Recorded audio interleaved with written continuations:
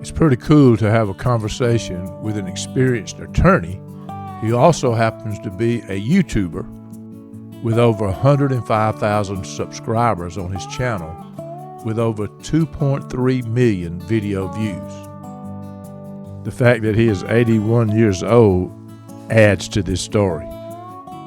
My guest, Jackie K. Cooper, is a well-known film critic and book reviewer who not only is a local TV and radio personality, newspaper columnist, and author, but he's also contributed for years for nationally known Rotten Tomatoes and the Huffington Post.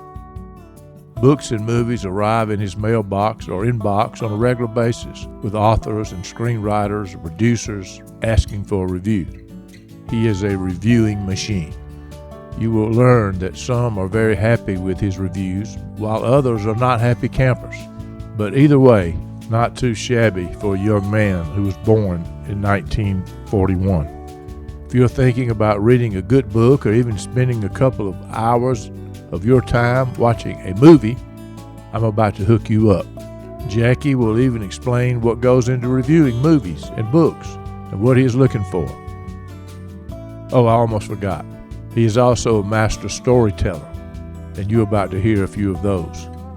How does a senior adult have all these young followers on YouTube when most people his age don't even know how to spell the word? Well, you're about to find out. Put your earbuds in, pull up a chair, and sit a spell.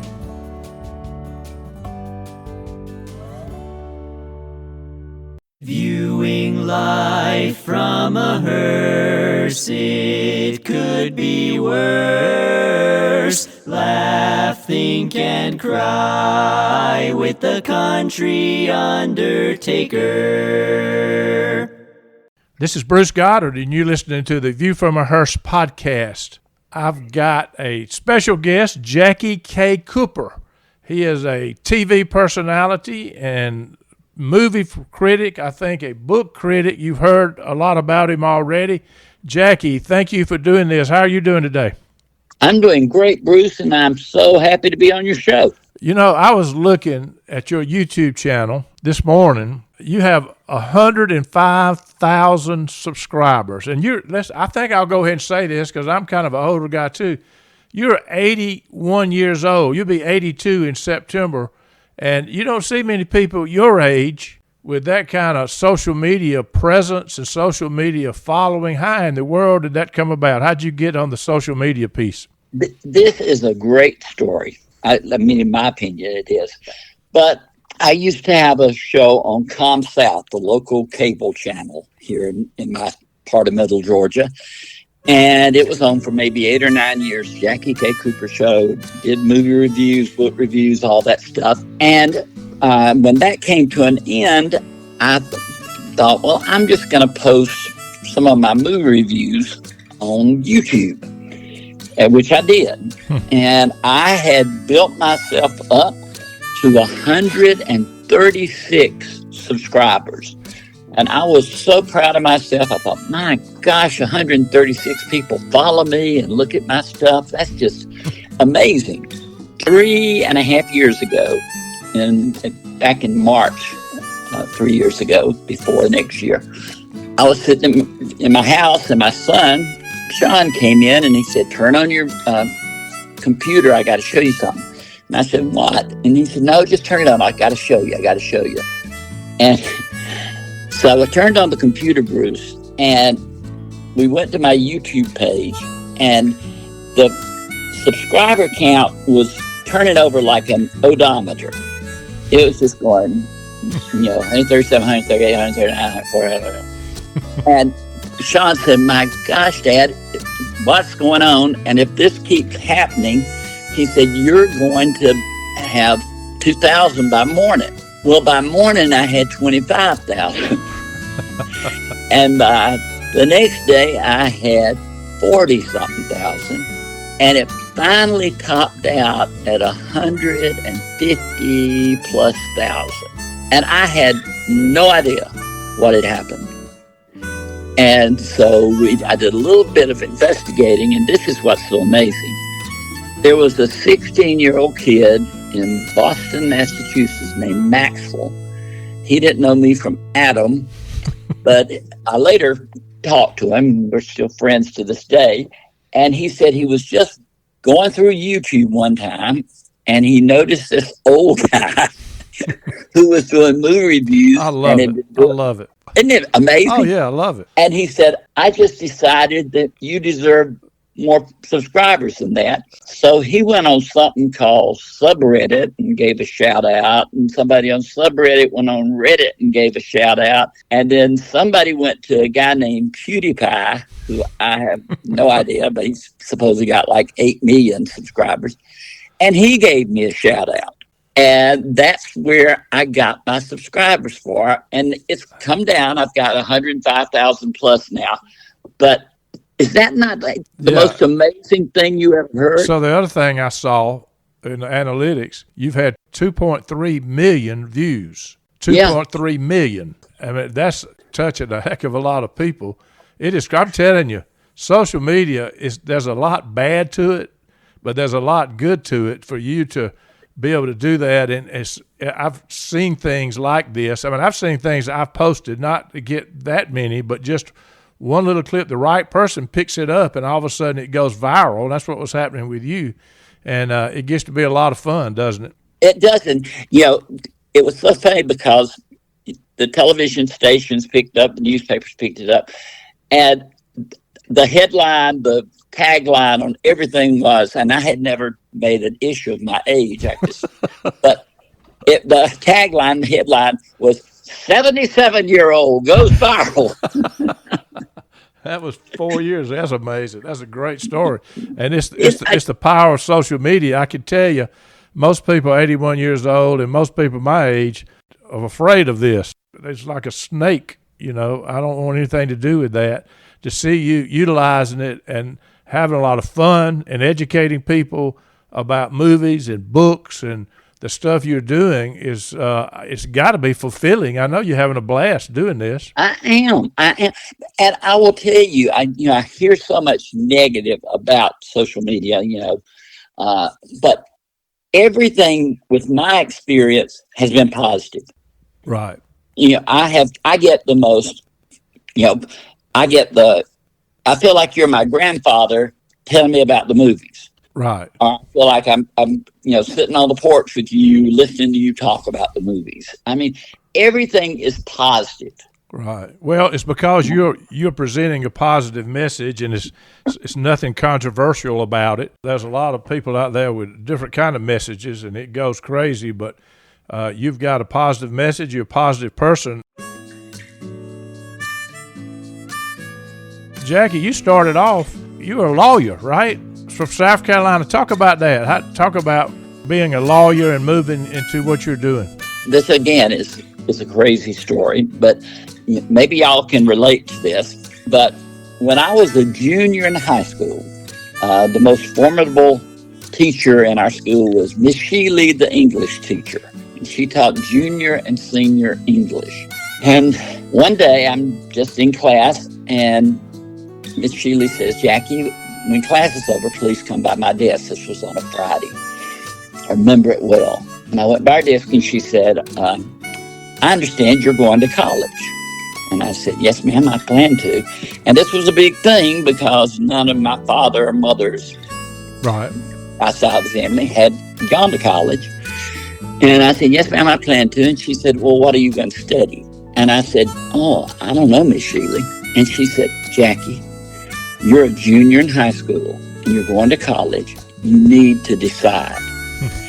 So on Monday, when our class is over, I want you to come by my desk and tell me what you're going to study in college. Wow. And I went home and promptly forgot all about it. And on Sunday night, my best friend, Tommy Sublett, came over to my house, and he said to me, what are you going to tell Miss Sheely tomorrow? And I said, about what? He said, about what you're going to study in college. He said, she's not going to forget it. And I thought, oh my gosh, what am I going to tell her? And I looked up, and we were watching Perry Mason with Raymond Burr.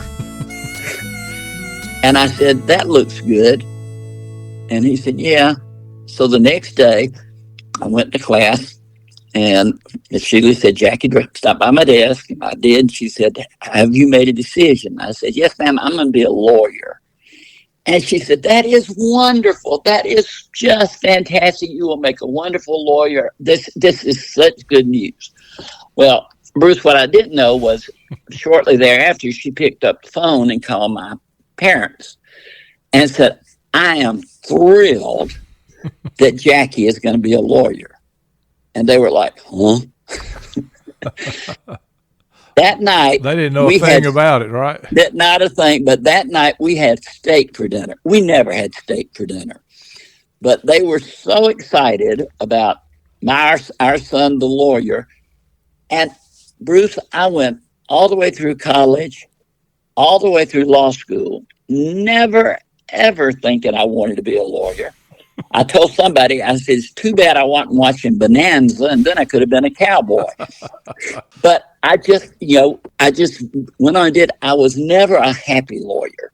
I practiced law for probably 10 or 15 years. I worked for the government as a lawyer. And then I switched over into personnel and never looked back. But you actually graduated from the University of South Carolina Law School, right? Yes. Yeah. Yes. Yeah. And was admitted to the bar in South Carolina. But again, I was never a happy lawyer. I was always thinking, I want to do something else. You can't help but think or wonder about how many people are just walking through life unhappy because they made a decision and never got out of that rut that they never wanted to do that to begin with, right? I told both my sons, I have two boys, I said, if you decide on the day before you graduate that you are in the wrong field, I said, let me know and we will work it out and move to something else. Yeah, absolutely. But I had one who loves sports, and he's the head of Baseball America now, and another one who went into the ministry. So there was never any confusion about them. They didn't watch a TV show and get persuaded, I don't think. Well, I think one of the strongest message from your story, period, really from your life, is you're getting to do what you love. I see you on the videos. You're having fun and you're loving life and you're 81 years old. You got a passion for what you're doing. Not everybody's that fortunate, Jackie. I know. I've told somebody, at one time or the other, I said, all I wanted to do was, make enough money to provide for my family, not have to worry about things, be married, be happy, have children, serve God in some way.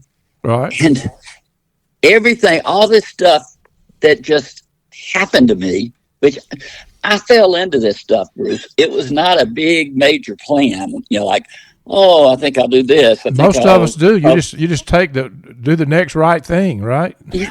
Yeah. But everything about my life outside of faith, family, etc., is whipped cream and cherry on the top. Amazing. What a story. What a story. It is. It really is. The message is you don't have to be miserable throughout life. Find your passion, right? And the other thing is take a risk. Absolutely. I remember Bobby Branch used to be the owner editor of the House and Home Journal. And he came to me and he said, I want you to write a column. And I said, about what? And he said, anything you want to. And I said, well, Bobby, I need a hint, about what you want. And he said, no. He said, I've seen some little things you've written. And he said, I want you to just become a columnist for the paper.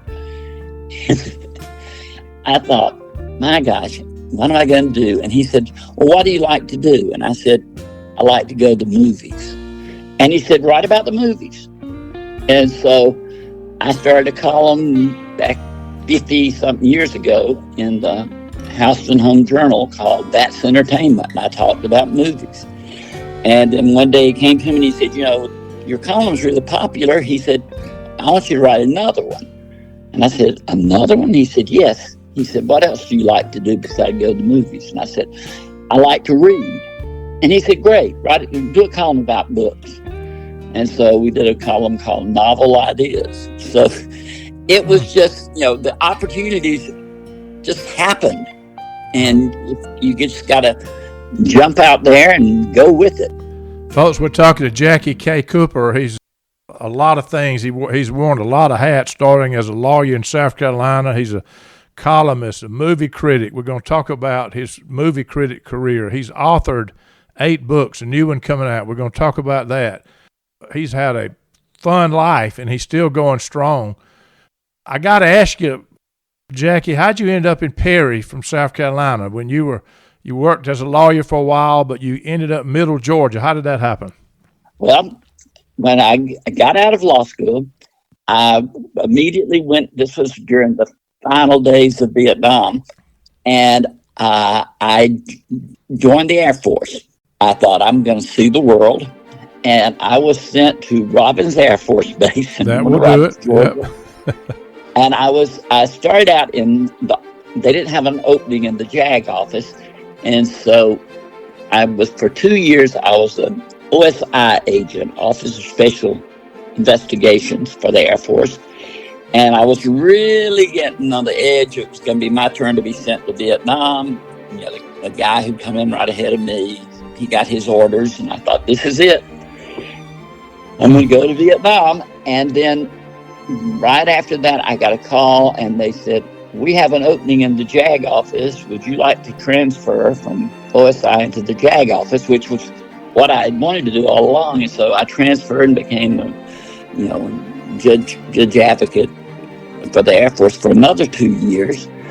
Left there, went to work for Hardee's Food Systems, the Hardee restaurants that you see. I was a real estate attorney there, went all over the country, making up contracts to purchase land for Hardee's, and then got a call and said there was an opening for a civilian attorney at Robins Air Force Base, and I had worked with the legal office there, and so I came back as a civilian attorney and worked at Robins Air Force Base, and then eventually switched over to personnel and then retired from the Air Force. Wow. So, but that was how I came back, ended back in Robins. And Robins Air Force Base is about 12 miles from Perry, so it's both in the same county. So, yes. Yeah, they're right here next to each other.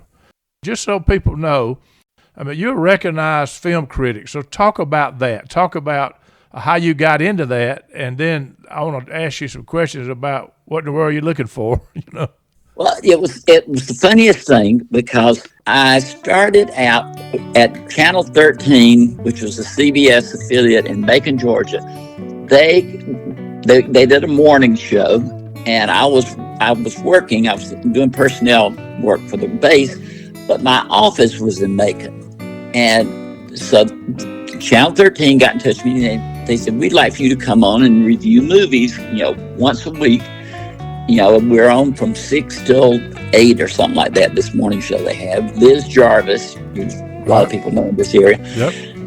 And so I would go in on Friday morning and do a live movie review for Channel 13. I remember seeing that, yeah. And also at the same time, and I'm going to give him credit, Kenny Burgamy. You know Kenny? I have met him, yes. I have met him. Kenny was at AM/FM radio, WMAZ, and they asked me to do a radio show on the radio from 12 to 2. It was live call-in, and Kenny Burgamy was my producer. And then Kenny went on to have his own morning radio show, and he would have me on that to give movie reviews.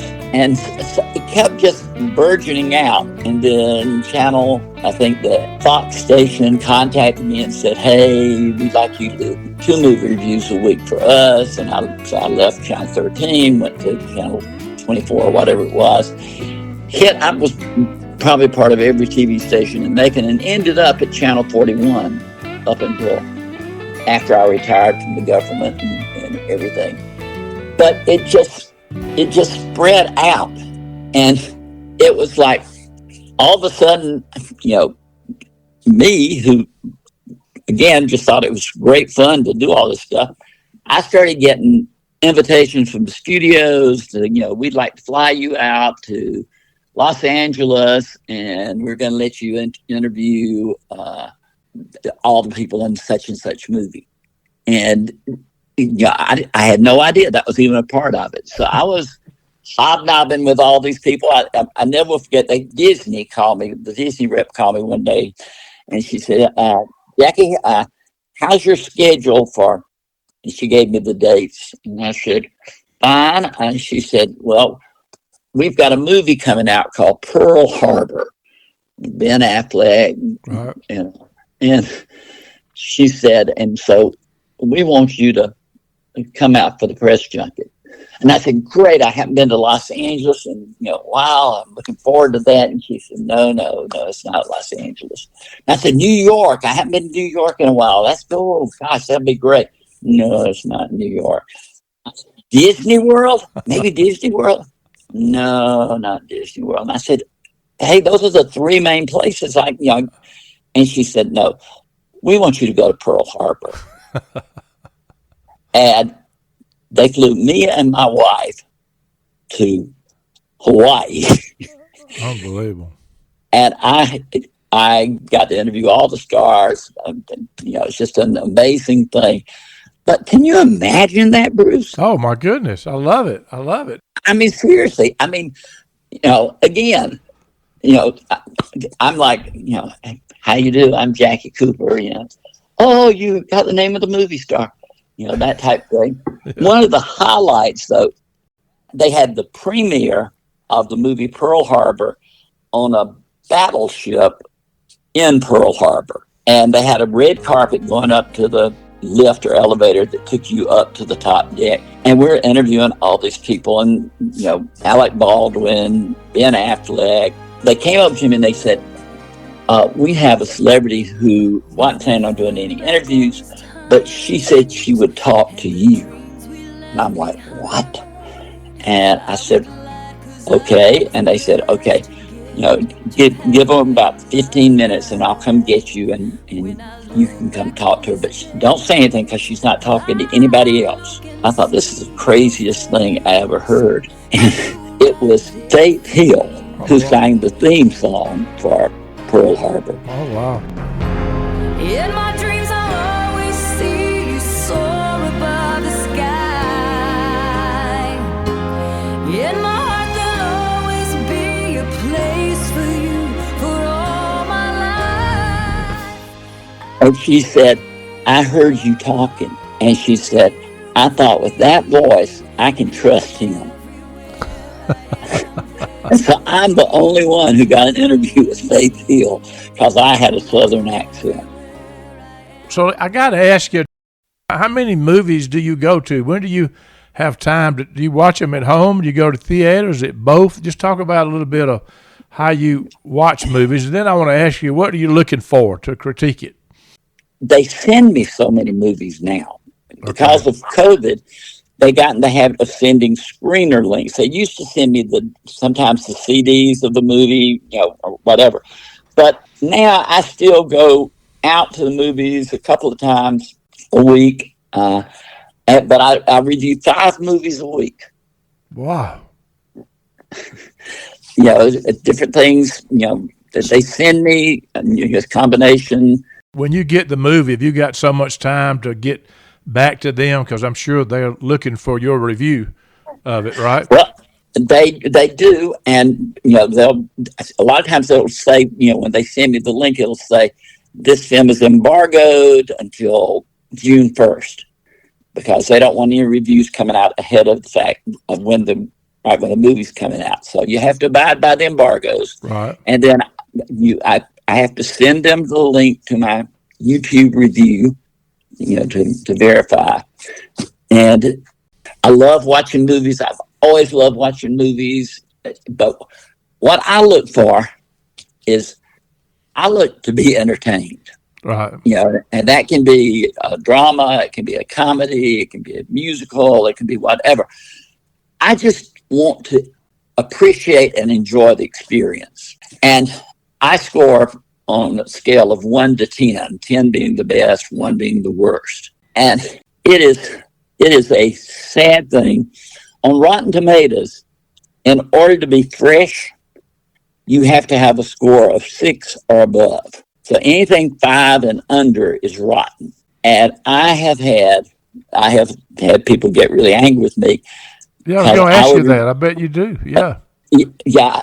I remember this one guy, he had just begged me to review his movie. And so I reviewed it and I gave it a 5, which is rotten. All right. And he called me, he wrote me, he almost offered his firstborn child if I would change that 5 to a 6. And I told him, I said, I can't do that. I've made my estimation. There were some good things. I stated what the good points were, but it just didn't, in my view. And I said, look, everybody's a critic. Everybody's a critic. Everybody has to write their opinion. I said, but my view that it was not, above average. Uh-huh. And he was not happy. But I've had people, call me up and authors and say, did you read my book? Yes. Did you like it? Yes. What did you think? And I'll say, oh, this was good. This was good. This was good. But I didn't like such and such and such and such. And they say, well, don't put that part in. And I'm like, no, you get what you asked for. I mean, if I fudge my review, then you can't trust me. Right. And that's why you have reviews. Some of them are great, some of them are not. It's just right. And it's just it's just my opinion. I didn't study movies in college. I was pre-law, but it's just my opinion that I have gleaned over the years and my experience of what I watch and what's best about it. But I just thought of another story I'm going to tell you, Bruce, if you don't mind. I love it. But we're talking about how funny things happen. But probably 20 years ago, I was sitting in my office and I had a guy who booked me for speaking engagements. And I guess you could call him my agent, but he booked me for speaking engagements. Wow. And phone rang, and it was his name was Porter Poole. He's still alive, Porter Poole. Porter Poodle? Poodle? Porter, Porter, P-O-R-T-E-R, Poole, P-O-O-L-E. Okay, I got you. But anyway, I pick up the phone. He says, Jack, this is Porter. He said, I have got great news for you. You're not going to believe this. And I said, okay, Porter, let me have it. What's happening? He said, the Huffington Post wants you to write reviews for them. I said, Porter, that's the funniest thing I ever heard in my life. And he said, what do you mean? And I said, the Huffington Post is not going to call some little critic down in Perry, Georgia, and want them to write reviews. He said, yeah, they did. They told me that they did. They want to, they want to hire you to write reviews.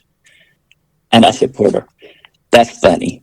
I said, but believe me, there's somebody on the other end of that phone call just getting ready to laugh their head off. And he said, they gave me a number. They gave me a number for you to call. I said, Porter, I am not calling anybody. I said, that is just somebody's pulling a huge prank and they think it's funny. And he said, they sounded so good. I said, yeah, they would. I'm sure they sold you a bill of goods and made it sound good. And he said, so you're not going to call them? And I said, no, I'm not going to call them. And I thought, this is just too funny for words. And he said, I'm going to call them. And I said, okay, you can do what you want to, but I'm not calling them. Well, maybe 5-10 minutes goes by and phone rings and he said, Jackie, it's Porter. He said, they are legitimate. As a favor to me, just call. If you can dispute it and disprove it, then that's fine. So I hang up and I call and they say, Huffington Post. And I said, oh, this is Jackie Cooper. I was told y'all were trying to get in touch with me. Oh, yes, Mr. Cooper. Oh, we're so glad you called back. We're so glad to talk to you. And I said, my name is Jackie K. Cooper. And they said, okay. And I said, I think you've got the wrong person. And they said, really? And I said, yeah, I'm pretty sure you do. I said, you're probably trying to, there's somebody else you're trying to get in touch with. And I said, but it's not me. The guy said, well, is your website www.jackiekcooper.com? And I said, yeah. And he said, and are you a Rotten Tomatoes critic? And I said, yeah. He said, yep, we're the one we want. And I said, this is wild. And I said, have you ever read anything I wrote? And he said, well, I got copies of as many reviews as I could before we called you. He said, why? And I said, well, y'all are a little bit liberal and I'm a little bit conservative. And he said, we're trying to find a balance. He said, we want to have both. And he said, you're the one. And I wrote for them, Bruce, for probably 10 years. Well, good for them. Good for them. Most people like that won't get a balance, right? But what was so great was I reviewed faith-based films that would never have made their way into the Huffington Post. They never changed a word. They never told me, no, we don't want you doing that. They left me. I had complete autonomy as to what I did. Wow. That is just me, just unbelievable. So you've watched a lot of movies in your life, haven't you? I have. Your horizons have been expanded just in the movie watching business. I mean, my goodness, you've watched it. So you know the actors, the actresses. You get to know all about a lot of people, don't you? I do. And, there's a movie coming out, Bruce, that I want you to see. It comes out June 9th, and I'm hoping it's going to hit our area. But it's called Mending the Line, Line, Mending the Line. And it's about fly fishing. Doesn't sound like anything too exciting there. But they sent it to me last year. They sent me a screener link, and they asked if I would take a look at it. Well, I love the movie. It made my top 10 for the year, but they couldn't get a distributor. So they had this movie. They were submitting it to different festivals and all this sort of stuff. And I got to be friends with the director and cinematographer and different things. And so a few months ago, the director texted me and he said, you aren't going to believe this. We got a distributor and we're going to be in movie theaters starting June 9th. And I was so thrilled for him to do it.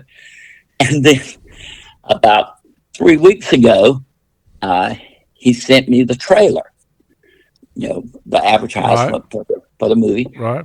And I'm sitting there and he said, make sure you watch the entire trailer. That's all he said. So I'm sitting there and it's showing scenes from the movie and, et cetera. And then like they do in films, flashes, the words flash up, a movie about, faith and hope and film society, blah, blah, blah. And then you watch a little bit more and it said, a tale of redemption and renewal or something like that. And it had somebody who's film critic. And then it goes a little bit, and then it says, one of the best movies I've seen this year, Jackie K. Cooper. You're in the trailer. I'm in the trailer, Bruce. And you didn't know it till you saw it, till they sent it to you, right? And I wrote him, and I said, you surprised me. And he wrote back, and he said, I thought you'd like that. Yeah, that is great. But I did write him to him. I said, I'm proud to have my name associated because I did love the movie that much. When you watch a movie, do you take notes or you just take it in and then? I take it in and I have to concentrate. I mean, I don't know how you would do it unless you watch it more than once. It'd be hard to be writing down stuff during a movie. Yeah. But I've got friends who are film critics who take a little flashlight in with them and they have their notepad and they're sitting there. I can't do that. Yeah. That's not my style. So you're also a book critic. And so now my next question is, how many books do you read a week or a month or whatever you do? I do a book a week. So you read one book a week and watch 5 movies a week. Yep. And how do you determine what book you're going to read. They're sending them to you, obviously, because I see it on your YouTube channel. So talk about that. Yeah. Talk to my wife about how many books come in this house. You know, I probably get 3 to 4 books a week. I used to get more than that, but I've gotten, now I get about 3 or 4 books a week. And different authors will, send me their books, once they get started.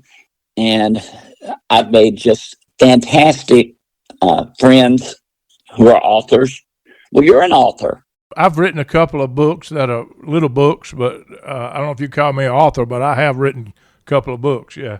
I knew it. You wrote The View from the Hearse, for Right. which your show. Right. And you wrote another one. Yeah, called The Legacy of Euland Brown. Yep. Okay. I knew there were 2. Yeah. But you've written, what, 8 or 7? You've written 7 and got the 8th coming out, or 8 and got the 9th coming out. I know you've written a lot of books. The 8th book, it will be out September 5th of this year. So I want to talk about that. When you read a book, are you a speed reader? Do you read? I'm reading a book now, and I just kind of take my time reading it, but go through it pretty quick, or you take it all in slow, or how do you go about doing that? I'm not a speed reader. I can't just run my finger down the page and. Right. But I'm a fast reader. Okay. And if I get, I'm a night owl. I like to stay up. I do my creative work at night. I watch my movies at night. I read books at night. And, right now I'm probably 2, maybe 3 books ahead. Some are short, some are long. But I just, go through them and absorb. What do you do if you're reading a book? I guess the same is true with a movie, but probably more true with a book. If you're reading it and you just think, my gosh, I can't, this is not very good. It's not keeping my attention. Do you go ahead and finish the book and read it anyway and just plow through it? Yeah. Once I start, I plow through it. And, I'm not, somebody who wants to, chop somebody into pieces. I'm not that type of reviewer, but I spell out the good and the bad. And then I give my overall opinion. But basically, you can find something in anything that is good. Right. It might be a 90-10, 90% bad, 10% good. But I'm going to mention that 10% good, but then I'm going to focus on the 90% that didn't do it for me. Right. So talk about your books. I know you wrote tons of newspaper columns, but talk about what your books have been about in general. And let's really talk about your new book coming out. They're all memoirs, which, people say, what do you have in your life to write about? The first book, it was really funny. I've had some great friends who've, inspired me. But back in the late 90s, 1995, somewhere around there, I had good friends who were authors, particularly Jackie White. Another friend was Ed Williams, who wrote books. Right. I remember Ed Williams' books. Sex, Dead Dogs, and Me. Yep. That's an Ed Williams book. Yeah. But they kept saying, you need to write a book. You need to write a book. And I'm like, that's crazy. What kind of book? And they said, you write in the newspaper, just, you need to expand on your life and stories from your life. And I said, I wouldn't even know where to start, because at this time I didn't have many connections in the book world. I was just reviewing books, but I didn't have any friends like I have now. But they said, okay, and I called a friend out in California who was a movie critic like me, and I said, do you know anything about how you go about getting a book published? And he said, yes. He said, go to Barnes & Noble and get a book on publishers. And he said, in the back, there'll be a section of small publishers. And he said, just contact them, tell them what your ideas are.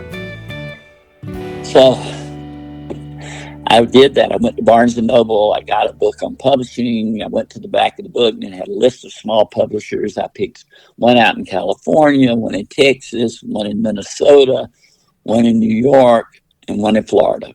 5 places I thought I'd hit the country. And sat down. I didn't have a computer at this time. Sat down at a typewriter and typed out a letter, "Dear Sir / Madam, I have some stories about the South. Would you be interested in publishing them? Sincerely, Jackie K. Cooper." Now, that's the worst letter you could possibly write. I didn't send a sample of my writing. I didn't give any more detail than that. But 2 of them I never heard from.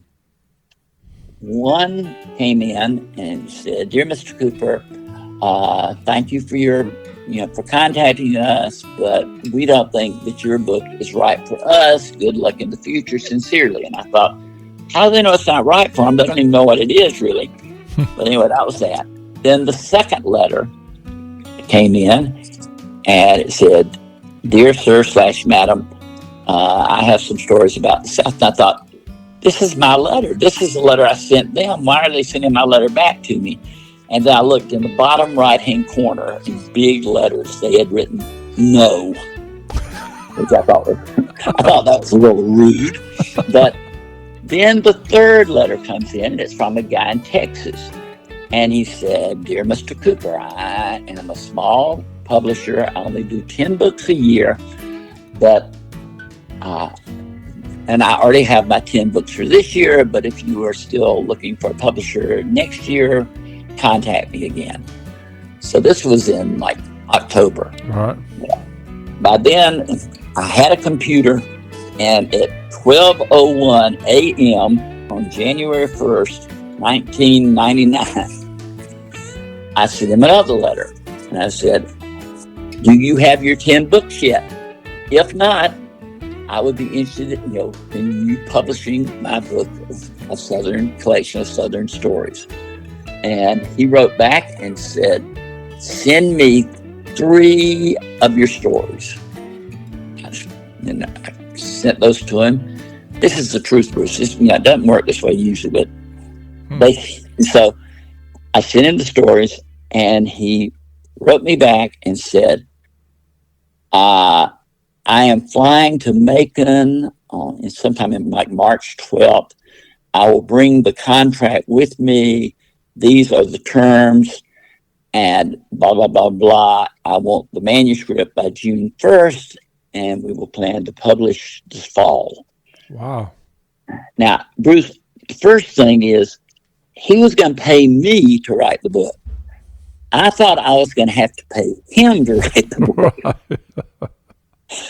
And so he flew in, and we signed the contracts, and I finished getting all my stories together. And in November of 1999, Journey of a Gentle Southern Man was published. And then, it didn't make the New York Times bestseller list, but Right. it did good. And so a couple of years later, I contacted the guy, and I said, "I've got some more stories about my life. What would you think about doing a second book?" And he said, "Jackie, I'm sorry." He said, "I really believe in you, and I've really just kept doing this." He said, "I'm getting ready to retire." But he said, "I'll give you the rights back to your book, but I'm going to retire." And I thought, well, that's it. One book wonder. All right. So a week later, I swear, I got a call from a lady in Atlanta, and she said, "I just finished reading your book." I said, "Thank you." And she said, "I have a small publishing company." And she said, "Have you ever thought about doing a second book?" And I said, "Well, I have, and I have had it." And she said, "Okay, let's meet We met in Jonesboro at the Barnes and Noble there. And she came in and she said, she wanted to publish the book, blah, blah, blah, blah, blah. And she pulls out the contract. And the terms were even better than I had with the first publisher. And she said, "We can sign the contract right here and now." And I said, "No, I'll need to go home, go back and let my people look at it." Well, I didn't have any people, and my wife's my people. Yeah, right. But I thought it'd be too obvious if I just grabbed it up. But I took it home here and I said, "Ooh, this looks great." And so I signed it, sent to her, and the next book was called Chances and Choices, and it came out, and it did pretty good. So I have 2 books. And so I called her after 2 years, and I said, "I've still got some more stories." And she said, "I was going to call you. I just declared bankruptcy." And I thought, okay, I'm killing off publishers right and left. But, I had 2 books. That was great. But my friends kept saying, "You need to go to Mercer. You need to go to Mercer. You'd be perfect. Your books would be perfect for Mercer Press." And I thought, wait a minute, I've been operating on a really, nothing against the people who publish my books, but they were very small presses, and Mercer is a big press. Right. So they kept saying, no, no, no. So I made an appointment. Mark Jolly says I tell this story all the time, but Mark Jolly's the publisher, and I made an appointment with Mark. And I go in, and my whole point is to convince him to reprint my first 2 books. And I remember over and over, I'd say, "Mark, they haven't sold to their capacity. There are people who really want these. And, I just think it's be a really great opportunity." And he was patient man, great man. He said, "Jackie, Mercer does not reprint anything they didn't print originally." And I'd go into another spiel and do my little song and dance, and he'd say, "Jackie, Mercer does not reprint anything they didn't print originally." He said that about 3 or 4 times, and I said, "Okay, thank you for your time." And this is just how fate is. But about 2 weeks later, I get a phone call from Mark Jolly, and he said, "Jackie, you were so busy trying to sell me those first 2 books you'd already written. You didn't say if you had anything new or not." And I said, "Well, yeah, I'm working on the 3rd one." And he said, "Come in and let's talk about that." And so I went back to Mercer, and I signed a 3-book contract with them. And they also reprinted my first 2 books. And that this fall, they will publish my 8th. Isn't that fantastic? That's an unbelievable story. Who's your friend that I see on your YouTube channel? The young lady? Yeah. That's Amber Garrett. And my son had been filming all my stuff. And I'm not good with doing all that stuff. I'm not very computer literate or anything like that. And so somebody told me about this young woman here in my town of Perry who had graduated from college and had an internship in Nashville, but COVID came along and canceled her. And that meant she couldn't take the internship. The company wouldn't bring her in during COVID. So she really was not doing anything. And so somebody told me about her. And so I called her and I said, "How about, would you be interested in filming this stuff for me?" And she, "Oh, yes, yes." And I said, "Well, why don't you come to see me and bring me something saying what you can do for my social media career?" Right. And she came in, and she had the resume and she had listings, and she could get me on Instagram, she could get me on TikTok, she could get me another page on Facebook. She just had it all lined up, and she's great. She's full of personality, that is for sure. We were filming one day, and it was just me, and I was talking about books, or I was talking about movies, or whatever. And I said, "Amber, once you got the camera set up, we're just recording. Why don't you come around and sit here at the table with me? Because I think it would be better if I'm talking to somebody rather than just talking to myself." Right. And it was so funny, Bruce, because everything I'd ask her, "Can you do Instagram?" "I can do that." "Can you do Facebook?" "I can do that." "Can you edit?" "Yeah, I can do that." "Can you film?" "I can do that." And I said, "Amber, just come around and be on camera with me." She said, "I can't do that." I said, "What do you mean you can't do it?" She said, I'm not a person to be on camera." Jackie, tell people how they can find you and Amber and how they can find you on YouTube.